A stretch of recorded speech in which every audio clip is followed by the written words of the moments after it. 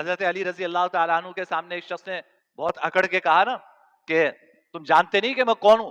آ گیا تھا پیسہ، پیسہ ہاتھ آ گیا تھا، طاقت آ گئی تھی، قوت آ گئی تھی، صحت تھی، مال و دولت سب کچھ تھا. تو اس گھمنڈ میں کہنے لگا کہ تم جانتے نہیں ہو کہ میں کون ہوں. حضرت علی نے فرمایا کہ میں جانتا ہوں تم کون ہو، میں تمہیں تمہاری حقیقت بتاؤں.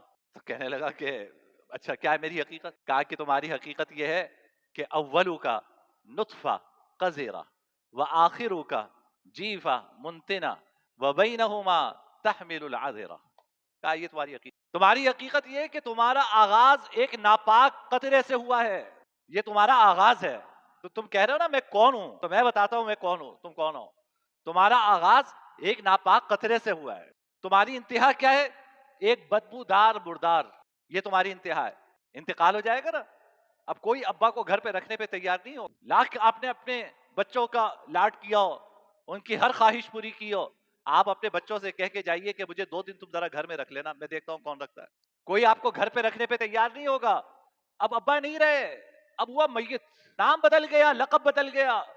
سیٹ صاحب کہلایا کرتے تھے کسی زمانے میں کہ سیٹ صاحب سیٹ صاحب. آج کیا ہے؟ یہ پڑے ہوئے ہیں سیٹ صاحب. آج سب ان کو کہہ رہے ہیں کہ مردہ رکھا ہوا ہے جلدی سے دفناؤ. نام گیا، لقب گیا، القاب گئے، سب گئے. تو تمہاری انتہا یہ ہے کہ تم بدبودار مردار ہو، یہ تمہاری انتہا ہے. اور فرمایا کہ وَبَيْنَهُمَا تَحْمِلُ الْعَذْرَ. اور اس دوران جو تم دنیا میں جی رہے ہو نا، ابھی کھڑے ہو کے کہہ رہے ہو کہ تم جانتے ہو میں کون ہوں، کہیں سے بھی میں ایک سوئی لگاؤں تو اندر سے خون نکلے گا، پیپ نکلے گی، گندگی نکلے گی. یہ گندگی اٹھائے پھر رہے ہو اور پوچھتے ہو کہ جانتے ہو میں کون ہوں. یہ ہماری حقیقت ہے. ہم اپنی حقیقت بھول جاتے ہیں. یہ بھول جاتے ہیں کہ میرا آغاز کیا تھا، یہ بھول جاتے ہیں کہ میرا انجام کیا ہوگا، یہ بھول جاتے ہیں کہ ابھی میں لے کے کیا پھر رہا ہوں. تو پھر اپنے آپ کو خدا سمجھنا شروع کر دے. پھر کہتے ہیں کہ یہ کام بھی میری مرضی کے مطابق ہونا چاہیے، یہ کام بھی میری مرضی کے مطابق ہونا چاہیے. دنیا میں کون ہے سارے کام اس کی مرضی کے مطابق